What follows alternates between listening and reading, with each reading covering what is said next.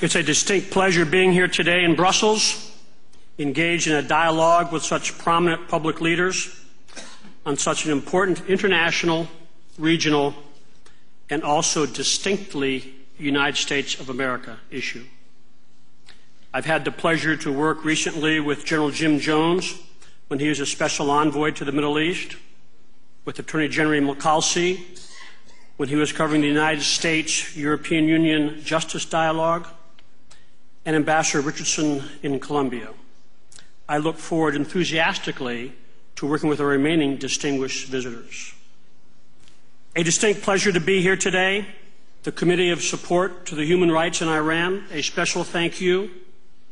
The committee performs an invaluable function by keeping international and regional attention on the challenges in Camp Ashraf. Such attention, from my perspective, covers two vitally important areas for the residents of the camp. It first continues to highlight the awful humanitarian conditions that exist there, and it continues to focus on the importance of revoking the designation as a foreign terrorist organization for the PMOI. The timing of this conference is flawless. Right now, the United States Department of State, in its continuing process, is considering efforts whether to retain the PMOI designation for the foreign terrorist organization list. It is critically important to ensure all relevant information from this conference gets to the U.S. government during these important, critical, deciding moments. And yes, the conditions, quote, have changed significantly at Ashraf and the Middle East to clearly justify the revocation. Our presence here today is also foreboding because of time. Time is of the essence. Like Ambassador Bolton said, the Iranian machine is continuing to develop nuclear weapons. Time is also important, as evidenced by our 3,400 residents, men, women, located in Camp Ashraf, and their future vulnerability. This vulnerability is a function of the United States and coalition members progressing in the normalization of relations with the new post-Saddam Hussein nation of Iraq. But the increased sovereignty of Iraq at the expense of members of Camp Ashraf should not occur. The regional actors, United States, European Union, and the UN, need to maintain pressure on the government of Iraq to treat Camp Ashraf members with dignity, care, restraint, and respect. My first concern is humanitarian conditions in Ashraf. They are becoming abhorrent and must be improved. The repeated incursions by the Iraqi police have occurred on numerous dates. Some are July 2009, October 2010, November 2010, and recently January 2011. All resulting in injuries. What is even more unacceptable are the restraints placed on the occupants of Camp Ashraf for obtaining medical care. For example, limiting specialist doctor care and being denied hospital access in selected cases. Couple that with the continuous blasting of propaganda into the camp from over 180 loudspeakers to create conditions that are physically unlivable. These humanitarian attacks need to be stopped and not repeated.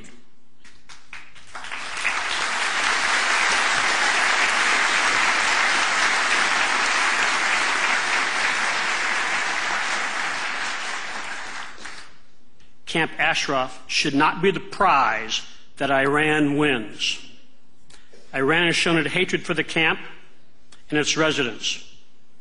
So recently as the hanging of the visitor to Ashraf and a photographer of the elections, of the debacle of the elections. They were hung just 2 days ago in Iran. This persists. For Iraq and the United States, members of Ashraf and the PMOI are the best counterbalance to Iranian aggression. As a global terrorist state, Iran supporting terror in Afghanistan, all of the Middle East, and now rapidly becoming a nuclear threat and power, Iran must be met and stopped. And the PMOI has the contacts, insight, cultural awareness, and a proven past record of providing the United States and hence the world previously unknown intelligence about Iran. PMOI is a powerful counterbalance to Iran, as already been shown. Its success in stopping the opposition is an important asset and target of Iran government. So much so, it continues to hunt ruthlessly inside Iran and possibly Iraq. Iran stands with impudence and defiance to the world, while making its nuclear capability match its deliverable capability. My second point is a revocation of the PMOI from the U.S. Foreign Terrorist Organization FTO list. Our allies, both from the European Union and the United Kingdom, have removed the PMOI from their comparable list. The United States should do the same.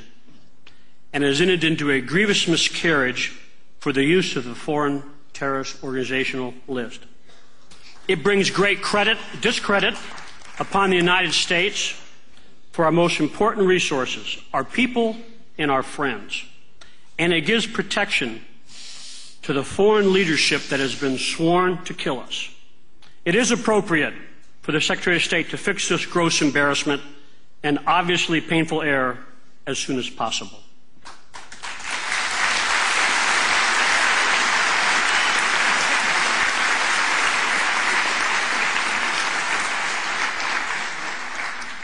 In addition to the European Union and UK removing the PMI from their list, numerous U.S. congressmen and senators have expressed their support for the revocation.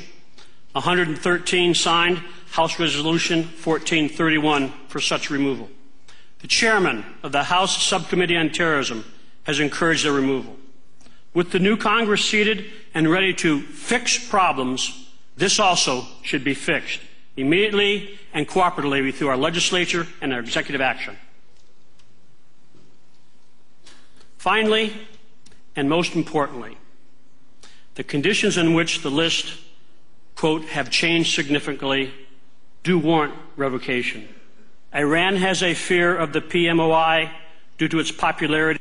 They have a fear of the PMOI due to its encouragement of free elections and rule of law.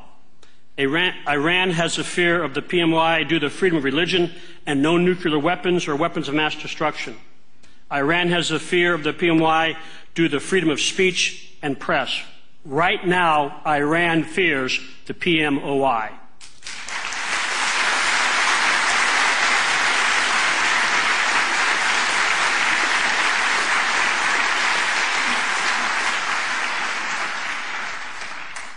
Is Iran a possible Tunisia with the PMOI rising to power through a democratic change in Iran? Let us hope so.